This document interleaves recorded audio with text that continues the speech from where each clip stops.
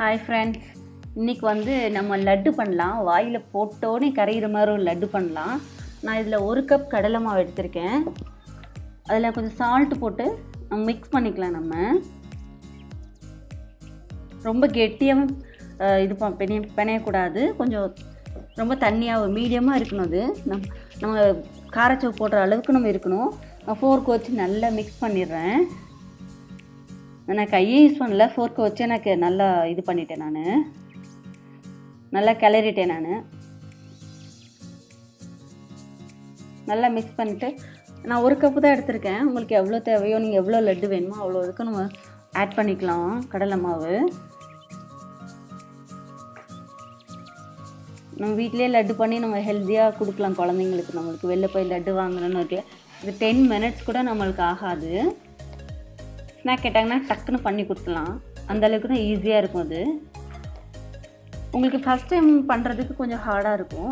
நீங்கள் பழகிட்டிங்கன்னா அதுக்கு ரொம்ப ஈஸி. நம்மளுக்கு என்ன இவ்வளோ ஈஸியான்னு கூட நம்மளுக்கு ஆச்சரியமாக இருக்கும். அது அந்தளவுக்கு ஈஸி. இது அந்த பதம்னு சொல்லுவாங்கள்ல, அந்த பதத்தை மட்டும் நம்ம கரெக்டாக இது பண்ணிட்டோன்னா போதும். நம்மளுக்கு எல்லாமே நம்மளுக்கு எக்ஸ்பீரியன்ஸ் ஆக ஆக நம்மளுக்கு கொஞ்சம் பழகிரும்ல எல்லாமே. நான் எண்ணெய் வச்சுருக்கேன். நான் வந்து இப்போ நான் வடிகட்டி இருக்குல்ல, அதில் தான் வச்சு கொஞ்சம் இது பண்ணி விட்றேன். நான் புழிஞ்சு விட்றேன். விட்டோன்னா நம்ம அப்படியே வந்து விழுந்துருச்சு. அது நீங்கள் இல்லைன்னா அந்த அரிகரண்டி இருக்கும்ல நம்ம வீட்டில், அதை வச்சு நம்ம இது பண்ணிக்கலாம். ஆனால் மூவ் பண்ணிக்கிட்டே இருக்கணும் நம்ம, இல்லைன்னா அந்த ஃபுல்லாக கட்டி ஆயிரும். அது உள்ளே கட்டி கட்டியாக விழுந்துடும். மூவ் பண்ணிகிட்டே ஒவ்வொரு இடத்துக்கும் நம்ம விடணும். அதை நம்ம ரொம்ப வேக விடக்கூடாது. முக்கால் பதத்துக்கு வெந்துற மாதிரி எடுத்துடணும். ரொம்ப மொறுமுறை ஆச்சா காரச்சூ மாதிரி அந்த இது மாதிரி ஆயிடும். இந்த கரண்டியை கூட போட்டுக்கலாம். நம்ம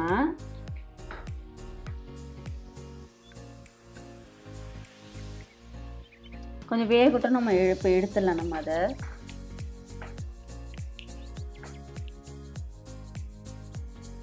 இதில் நம்ம முந்திரி கூட சேர்த்துக்கலாம். நீங்கள் முந்திரி போட்டுக்கலாம், பாதாம் போட்டுக்கலாம். பாதாம் வேணால் போட்டுக்கலாம், முந்திரி போட மாட்டாங்க. இதை நான் போட்டுட்டேன். நான் இப்போ ரெடி பண்ணிட்டேன்.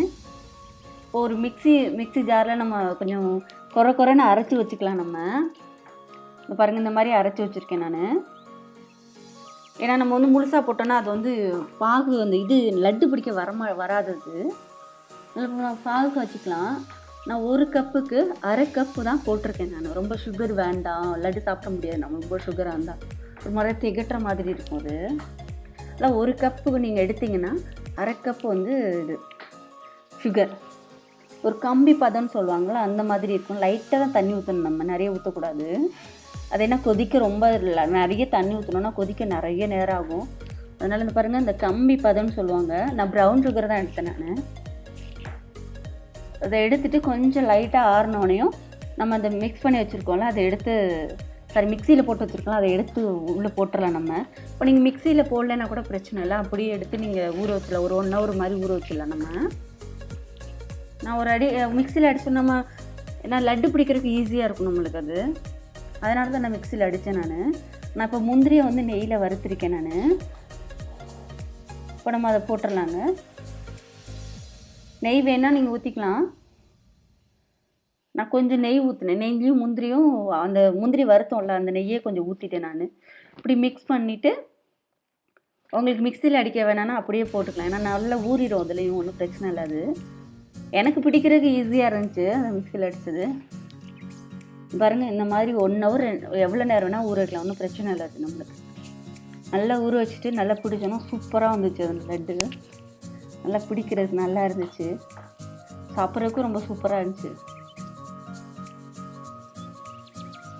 அவ்வளோ டேஸ்ட்டாக இருந்துச்சு. நல்லா ஒன்று சாப்பிட்டோன்னா ஸ்டாப் பண்ண முடியல. அதை கண்டினியூவாக சாப்பிட்டுக்கிட்டே இருக்கணும்ல இருந்துச்சு.